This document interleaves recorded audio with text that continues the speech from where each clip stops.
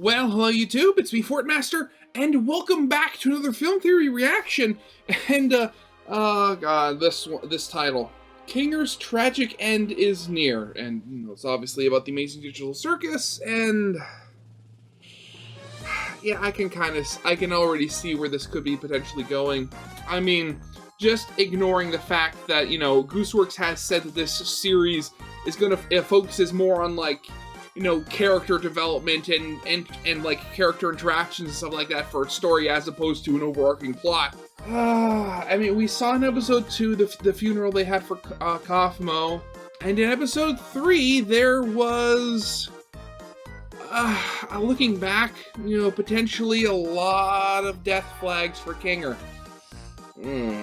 With him actually getting close with Pomni and him helping her out and stuff like that, so... And him talking about his wife when she abstracted. So... yeah. Aside from that, though, given the last Amazing Digital Circus theory, where they talked about the digital circus or some, like, mind behind it or something like that, like, causing the people to abstract as a way of, like, getting the human intelligence to make itself smarter. I really don't believe that. It doesn't sit with me, like, at all. But yeah, so, I mean, yeah, we're gonna have to see where this one goes. And yeah, so of course, as always, original video is linked in the description if you haven't seen it yet for some reason. Corner video will lead to my game theory reaction. And yeah, with all that out of the way, let's get this thing started then, shall we? The Amazing Digital Circus has told us exactly who the next person to abstract is, and it's all thanks to socks. Wait, socks? Oh god, yeah, I remember hearing that.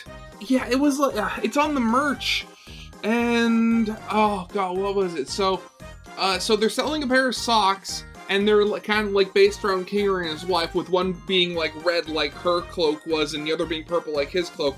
And I remember somebody, I think it was like on a YouTube short or something, and they were theorizing that, like, oh, Kinger is going to die next because, one of the socks is his color. Which, again, I hope that's not the reason. Hello, Internet. Welcome to Film Theory, the show that's for mature Zoobles only. So, at this point, you probably all know about the Amazing Digital Circus. This show absolutely exploded onto the scene last year, and it's easy to see why people connected with it. It's up to you to decide.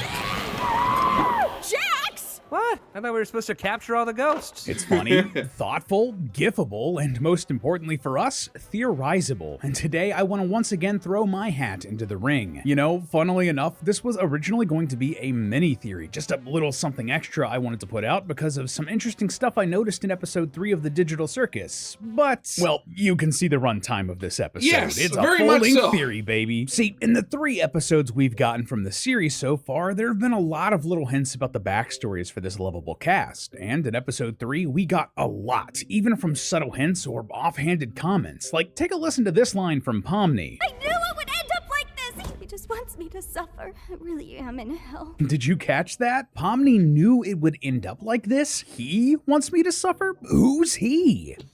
Yeah, that's the kind of thing. We don't really know how much of their previous lives they actually do remember in the circus. I mean, obviously we know that they can't remember their names, but with Kinger saying like 7 years of computer science for this, means that they have to remember, other stuff, obviously. For me, when she said that, I thought she was talking about, like, more specifically, she was talking about Kane. Like, maybe she thought that, like, given that he runs everything, he has something out for her, given that the last couple of times she's gone on adventures, bad stuff has seemed to happen specifically just to her. Like, you might think it's Kane, but it doesn't really track with what Pomni said about Kane in the past. And how did she know it would end up like this? Like, Gooseworks has said that characters remember their previous lives. It's just their names that they forget. And this line never mind. implies It's that just Pomni their not names. only knew what she was getting into by putting on the headset, otherwise how could she know it would end up like like this, but she also knew that he, whoever he is, wanted her to suffer because of it. I'm gonna be real with you, I'm not sure what this means yet exactly. We don't have enough information, but it is absolutely something we should keep our hundreds of all-seeing eyes on. Yeah. So if you want to get in on that discussion, you can go join the awesome community of theorists that popped up around this series over on the Digital Circus subreddit. Let me know what you think of it. But even with that fascinating tidbit hinting at Pomni's past, the character we get the most out of this episode is actually Kinger. Yeah, everyone's favorite forgetful chess piece. And let me tell you, loyal theorists, what we see here from Kinger is sad. This is not a character with a bright and cheery backstory, and if we follow the logical conclusion for this character, if we look at all of the hints we get in the story and the lore, and yes, even the merch, Kinger is going to be a tragic character with a tragic end. Get your shotguns ready, friends. We're turning this 57-second story into a Greek tragedy. So the first thing I wanted to cover here that I promise leads into our discussion of Kinger, if we pay attention to this latest episode, we'll find that the appearance that the cast takes on while in the circus directly reflects parts of their personality and their backstory. Here, let me explain. First off, we have Ragatha. She's a pretty normal, level-headed character and is trying to keep everything and everyone calm. Therefore, she appears as a bit of a normal Raggedy Ann doll. Okay, that's not much, but if you want something stronger, well, Gangle is coded as suffering. Well, I mean, also, just going with Ragatha, I mean, you look at, like, how she acts in the circus and, specifically around Pomni, she's always trying to comfort and just, ease people, ease, strain and stress and all that. So, I mean, again, you could, hug your favorite doll. Again, there's nothing particularly hard about Raggedy Ann dolls. So, soft and comfy, good to hug, good to, just relax to. Suffering from bipolar disorder, jumping between happy manic episodes and major depressive episodes. You can check out our recent video on the Inside Outtakes where we talk about that in detail. But again, this directly parallels what we see with Gangle's switching between happy and sad with her comedy and tragedy masks.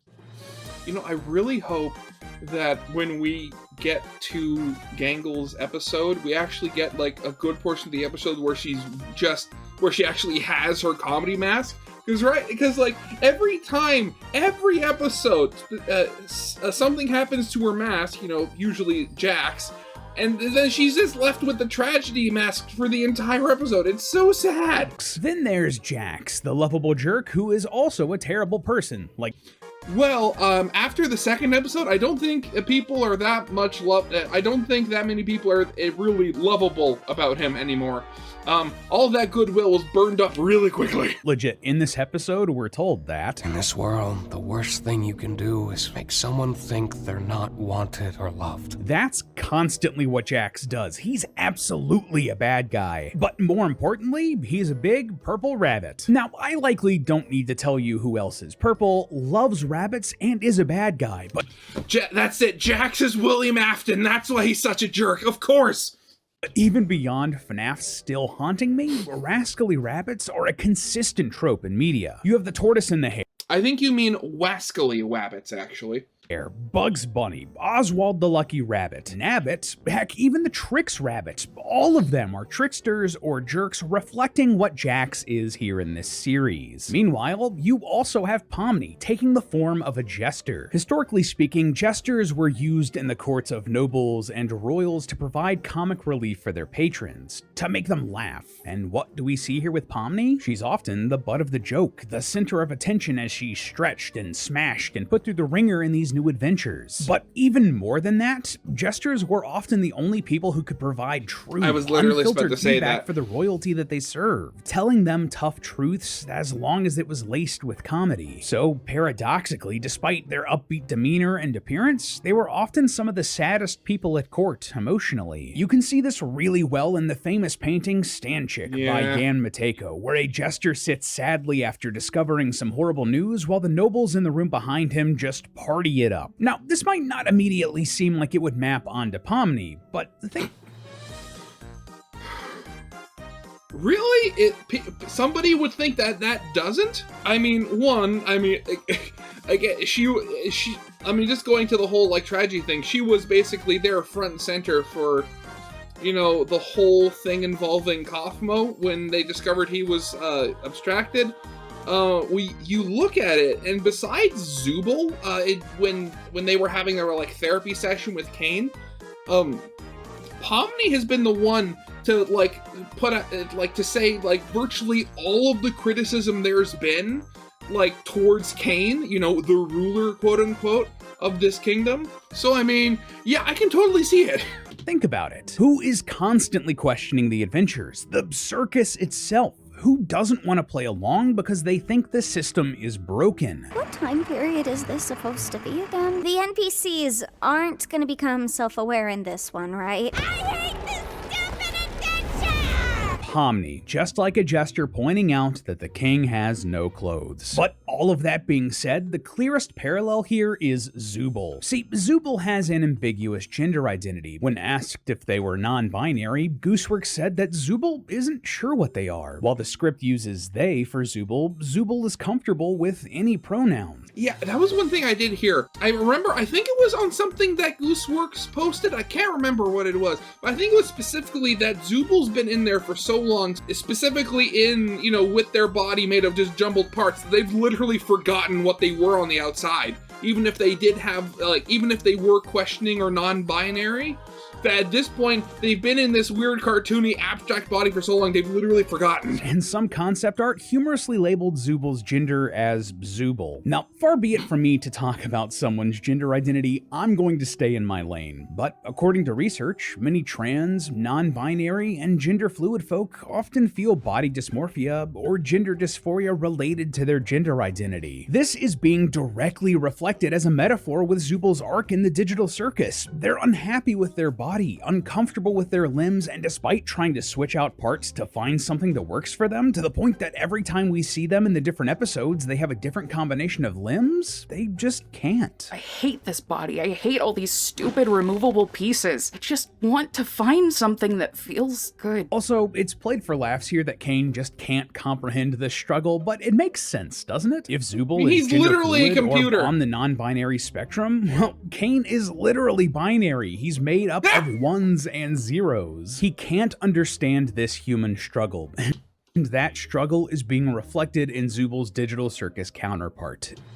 And again, there's the whole like thing potentially that because Zubul, being Zubul, specifically told Kane to forget it, he literally did forget the problem. It's great storytelling. Regardless, all of this is to say that if this applies to the rest of the cast to varying degrees, it should also apply to Kinger. His appearance should directly reflect parts of his past and his personality. So, using that, what do we know about Kinger? First off, he's dressed like a royal. He's a king chess piece with a beautiful, flowing purple cloak. Purple has historically been a symbol of wealth, since purple dye was difficult, time-consuming, and expensive to produce. Kinger is also forgetful, perhaps reflecting a past that he doesn't want to remember, or a mistake that he wants to forget. Okay, so let me ask you, what else does all of that sound like? Baron Theodore Mildenhall, the ghostly villain of the newest level here in the digital circus. Yeah, in this horror-themed haunted house, we're introduced to the character Theodore Mildenhall, a wealthy baron driven to insanity.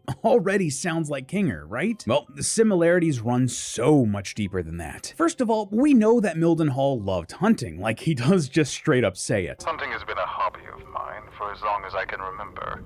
Although one could say it eventually became more of an obsession. Fascinating that he would use the phrase, as long as I can remember here, and Kinger has trouble with his memory. It's just an interesting parallel. Regardless, this does pan out. Not only are there plenty of trophies hung on his wall, similar to what hunters would do with their notable catches, but we also see photos of big game like rhinos and cryptids in his desk. This maps pretty well onto Kinger, who is surprisingly competent with a gun. Looks like we've got 2 shots. Let's make them count. And we see him hunt and kill a fly in this episode. There's a fly in here. Don't you think that's making a lot of noise? Oh god, there is a fly. And gotcha. Plus, that fly. I mean, okay, so just going back to the shotgun thing, I mean, granted, besides the kick, which, you know, if you're not prepared for it, can really hurt. I mean, unlike a lot of guns, specifically if you're using like some sort of shot, like birdshot or buckshot or something like that, I mean, you don't have to be that close. I mean, a shotgun is, you know, more or less just point and click, basically. was a flying, buzzing creature with wings and weird eyes, exactly like the angel Mildenhall hunted. What was that? What's what? As Mildenhall became more Classify that as a buzz? That doesn't sound like a buzz. obsessed, he also became more paranoid and jumpy. Jumping at every shadow, every noise. And this also describes Kinger to a T. Just cue a montage of him jumping or getting scared by things he didn't expect. Oh, Jax! And all of that is without mentioning that some of Kinger's thoughts are literally finished by Mildenhall on these tapes. That wasn't so bad. Which is what I would be saying if I didn't know that the creature was actually one of God's angels. There is no doubt a connection between these two characters. Secondly, the way Kinger reacts to a lot of the situations here in this haunted house is really suspect. Like he's either trying to remember his past or desperately trying not to. For example, when he first hears the Baron's backstory, it seems to jog something in Kinger's memory, but he can't quite grasp it. You know, I'm starting to think... Then, when the lights fully Right, go yeah, out that- and Kinger's able to remember more clearly, what's the first thing he does? What happened? I just remembered a really funny joke. Why did you scream then? Maybe it wasn't actually that funny. He instantly remembers something that makes him scream, tries to play it off like it was a joke, but then concedes that maybe it wasn't actually that funny. Was he remembering something horrific from his past? Like something similar to Mildenhall? Finally, the cinematography of this episode really makes a point to drive a parallel between Mildenhall and Kinger, like just from the way the camera decides to linger on characters and when it does so. Take a look at this sequence. I took it upon myself to spend every waking moment doing all I could to protect my family from the creature, hoping that when I'd eventually killed it, I would be freed from this awful feeling. It cuts to Kinger the second it talks about protecting his family. Likewise, here when describing the creature that Mildenhall was obsessed with, the camera distinctly cuts back and forth between the angel and Kinger. Not quite a man, but not quite an animal. It's going out of its way to create this connection. So, okay, if Kinger is basically Mildenhall, and Mildenhall is being haunted by this angel, what's haunting Kinger? What's driven him down this spiral? Well, just like Mildenhall, I believe that Kinger is the reason that his wife died. Again, the cinematography really drives this home. I mean, I could see that. I mean, it's the whole thing where he specifically says he doesn't quite remember how they got there. And given the usual size of the pillow fort and how big we've seen these abstracted people get, I find it a little hard to believe that, Queenie, as I think most people call her, would seemingly just slither into the little pillow fort without smashing it apart.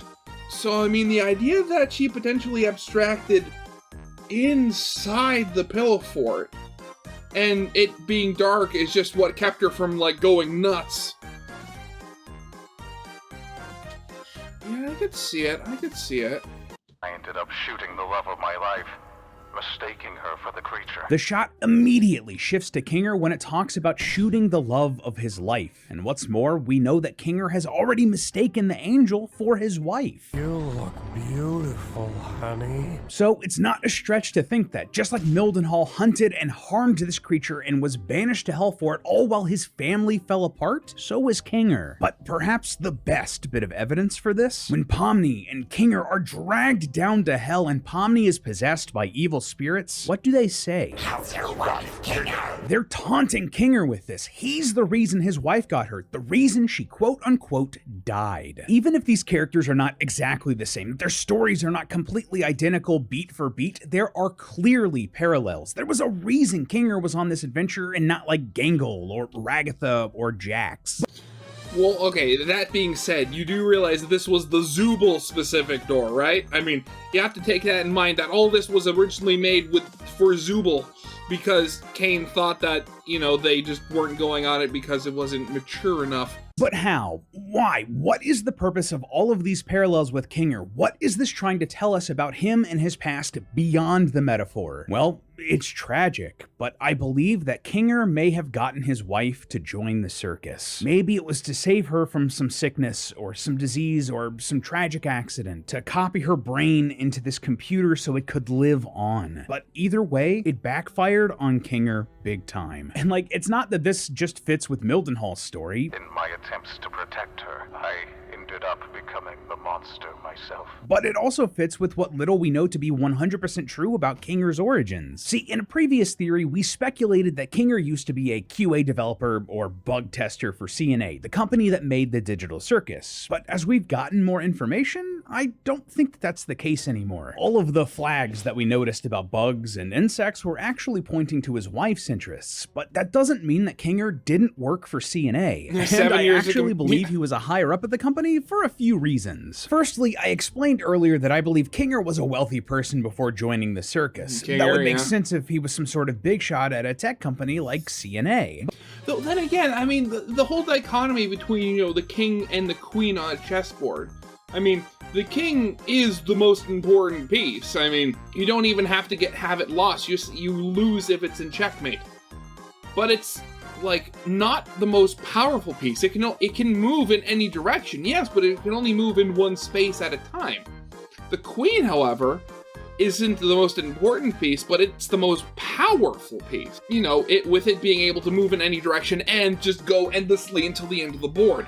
So what can we get from that if we're trying to pull, you know, that sort of relationship from their real world life? But in this episode, we also got this tidbit. 7 years of computer science for this, huh? I don't know about you, but that really stuck out to me, and we know for a fact that this 7-year time frame is important. See, over on the Digital Circus subreddit, user Nerd the Scourge noticed that this timeline wasn't consistent in all of the dubs of the show. In English, German, and Vietnamese, Kinger says 7 years, but in most other languages like Spanish, Japanese, and French, he says 4 years. That's the time frame you'd expect to get a bachelor's degree at university, so that makes sense for being in computer science, right? But here's the thing. In the comments of this thread, one of the actual translators that worked with Glitch for the German dub left a comment. User I Am Proud of Reddit explained that the script that they were working with originally said 4 years, but was changed to 7 years shortly before release. They assumed that most of the other dubs just didn't have time to record the new line, thus the discrepancy between the languages. But more importantly for us here, Gooseworks and Glitch originally had one timeline in mind, but made a point to go back and change it. They thought that this 7-year time frame was so important that they had to go and make a last-minute change. Assuming that this is how long Kinger studied computer science in college? That's a long time to be going to school. Like, that's how long you would be studying if you were getting a doctorate degree, as in Kinger would be a doctor of computer science.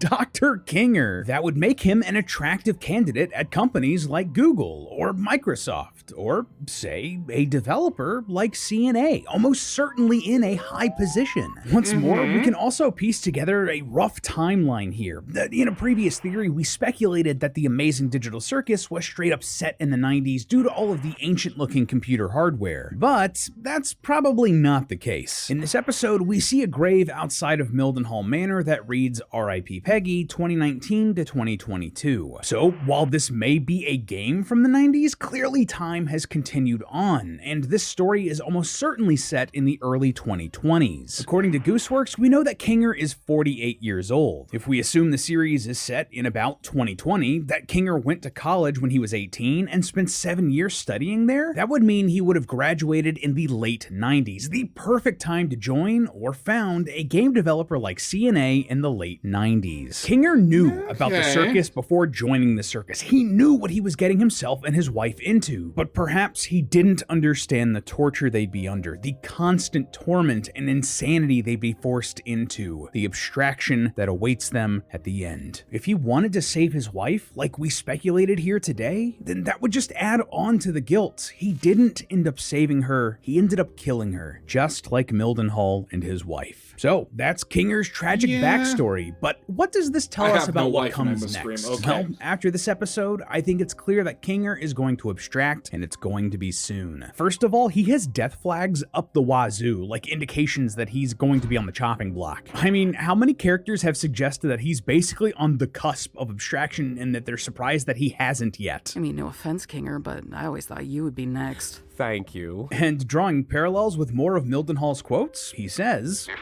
nothing else, I will slay the beast that took everything from me. is this talking about Kinger? Will he allow himself to abstract and join his wife in the cellar? And if all of that doesn't convince you, if you think all of that is a long shot, well, Glitch might have revealed his fate right under all of our noses. In a previous theory, we noticed the that merch, Glitch tells us a lot about their characters' personalities, who they consider important, and also potentially the future of their characters through the merchandise they sell of them. So, the fact that Jax's pin was the only one where the pinback was torn to show the void behind him told us that he's likely going to have more than meets the eye. And, well, Reddit user the Red J Cat Mama on our subreddit noticed that Glitch is now selling a pair of matching socks. They're stylized to look like abstracted monsters, but one of the sets is lined with red and the other with purple. Queenie's cloak was red, and what color is Kinger's cloak? Purple. By the end of things, just like these socks, Kinger and Queenie are going to match again as abstracted entities. But the thing that really cemented this for me, Kinger's character arc is coming to a close. See, something else that really stood out to me in this episode was this quote from Mildenhall. My paranoia had driven me to the point where I was no longer the protector my wife and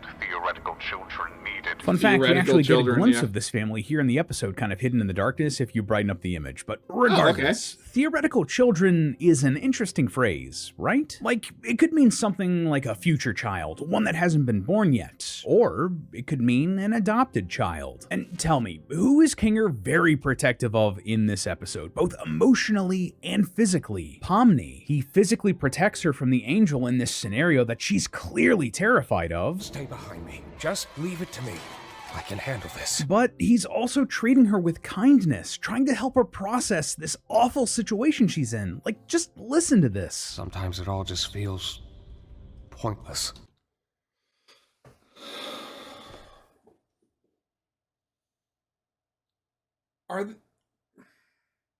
Is he literally suggesting that Pomni is Kinger's adopted daughter?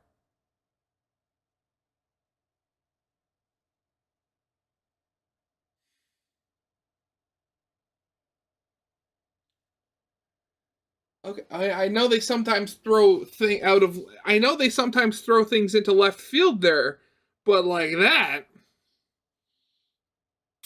is certainly random. That's all I gotta say. But it's not. Not if you have people who care about you. Cherish the people around you. You never know when they'll be gone. That right there, that's Kinger doing his best, intentionally or no, to prepare Pomni for what's to come. Teaching her that even if someone's dead, that they're gone, while that's sad, it's going to be okay. And if you die, if you're the person who's dead and gone, as long as you made a positive impact, even just on one person, then you've done what you've needed to. Don't worry about me. As long as you remember it, things will be okay. And finally, what does Kinger do here to help Pomni out of this horror show? Out Shoots a monster with a gun. of this literal afterlife like hell. He holds her hand and guides her through it. You're very strong, Pomni, and I know you'll be able to get through this. Just hold on to me. We'll get through it together. He even glows like some sort of guardian angel transcending to the next life. Glitch could not be more clear about this if they tried. Kinger is going to abstract and soon, and he's going to join his wife in the afterlife of the cellar. They'll be together once again, and even though it will be sad to lose Kinger, it'll be okay, because as long as Pomni and the rest remember him, he'll never really be gone. But hey, that's just a theory. A film theory! And cut! The whole idea, I mean,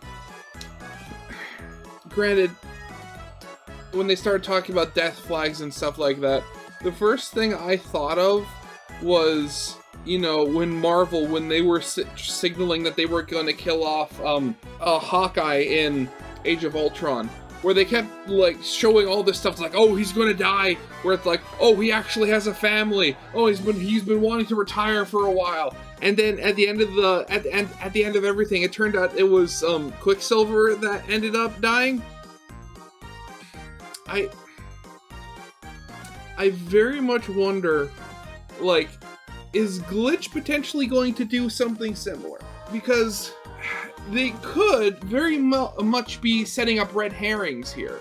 Like, they have done, where they have, you know, used merch to signify people, and they're doing a lot of red, like, death flags on Kinger, but maybe they're doing that specifically on purpose. And somebody else is going to abstract. Like, wait, I just thought of something. What if potentially, so going with the whole thing of, you know, Jax being an actual human as opposed to an NPC, what if Jax was the one to, you know, abstract? Because we've seen time and time again, Jax gets his kicks by messing with the other people in the digital circus. By, you know, by doing the adventures wrong and stuff like that. But we saw at the end of episode 3, like, he looked rather miffed when Pomni didn't give him the answer he was looking for when they came back from the adventure. Like, he was specifically asking, it's like, hey, how is it going with the crazy person? And she said, oh, it wasn't that bad. And she just, you know, she didn't pay him no mind. And you could see that got to him slightly. And from what we've seen, Jax is the youngest person in the circus. So, you know, potentially being the most immature. So what if, through Pomni just being involved, the rest of the circus basically starts, well, not literally, but fighting back against Jax and not letting him ruin things for them anymore. And the stress of that is what causes Jax to abstract. Like, he goes nuts because he's not able to get it, because he's not able to have fun anymore after having been able to do so for, you know, how many ever years he's been in here. That'd be interesting. Definitely gonna have to see where things go in the future. So, yeah, I guess that'll be it for now. So, of course, as always, original video is linked in the description if you haven't seen it yet for some reason. Corner video will lead to my game theory reaction. And yeah, with all that out of the way, I hope you guys liked. If you did, leave a like, subscribe if you have not, and I'll see you guys next time. Goodbye.